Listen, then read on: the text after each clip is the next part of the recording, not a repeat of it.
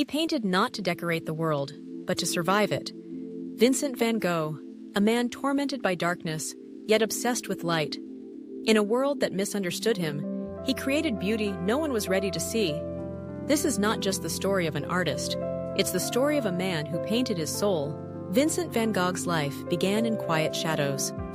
Born in 1853 in the small Dutch village of Zundert, he entered a world still heavy with grief. Exactly 1 year before, his parents had buried their firstborn son, also named Vincent, stillborn in the same month and on the same day. The memory of that loss hovered over the Van Gogh household like an unspoken prayer, shaping the boy who would grow up in its wake. His childhood was marked by solitude and introspection. Raised in a strict Protestant family, Vincent was sensitive, awkward, and deeply emotional. He often wandered alone through the fields and cemeteries of Brabant, his mind already drifting into the unseen worlds of thought and feeling. While other children played, Vincent was content to observe, to listen, to sense the quiet drama of nature and the unspoken stories etched in gravestones. His father, a pastor, hoped Vincent would follow in his footsteps, but Vincent's spirit resisted the boundaries of convention. He was intense and restless, never quite fitting in. He searched for purpose in books, in religion, in nature, but always found himself at odds with the expectations that pressed in on him from every side.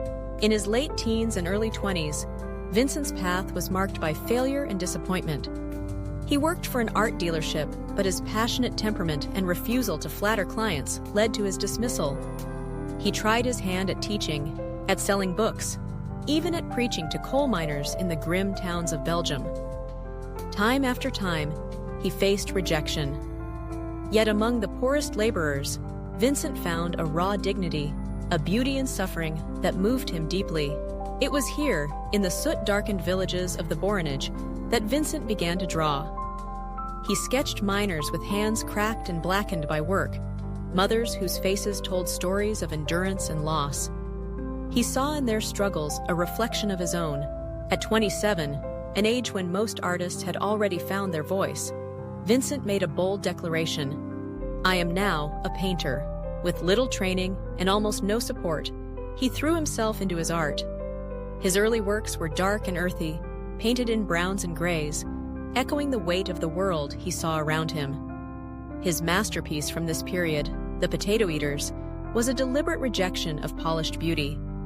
The figures are rough, their faces lined by toil, their hands thick with the memory of earth. He wanted to honor the working poor, not pity them. Critics scoffed at the painting's clumsy style, missing the trembling humanity behind every brushstroke. Through every hardship, one person remained at Vincent's side, his younger brother, Theo. Where others saw madness or failure, Theo saw genius. He sent Vincent money, supplies, and, most importantly, hope. Their letters are a testament to a bond that went deeper than blood, filled with affection, philosophy, longing, and despair. In Theo, Vincent found his silent savior, the anchor that steadied him through the storms of his mind. But Vincent's journey was far from easy. Driven by a hunger for meaning, he moved to Paris in 1886. There, a revolution of color awaited him. He discovered the luminous landscapes of Monet, the pointillist experiments of Seurat, and the bold lines of Japanese prints. Paris was alive, a city of artists, thinkers, and dreamers.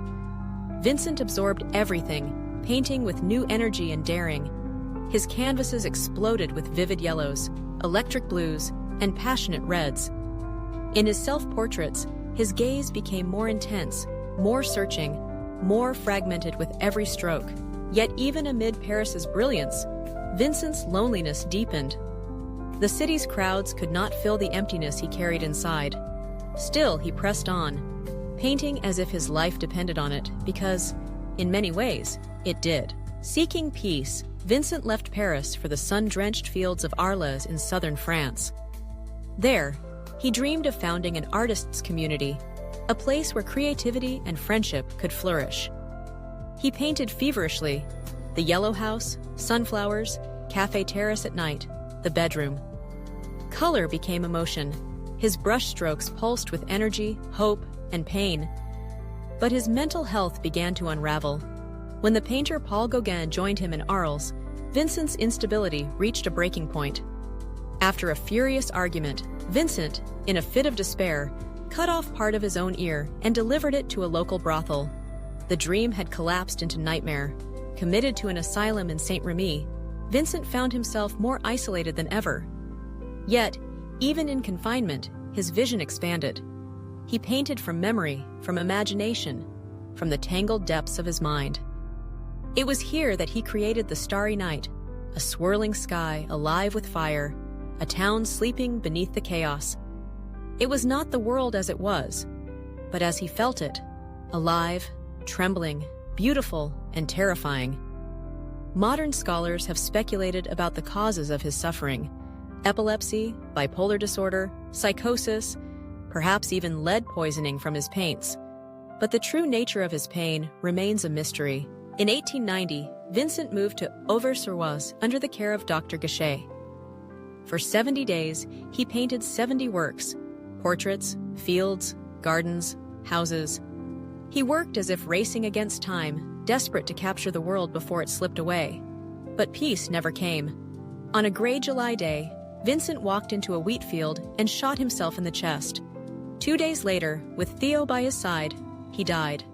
His last words, "La tristesse durera toujours," the sadness will last forever. In life, Vincent van Gogh sold only one painting.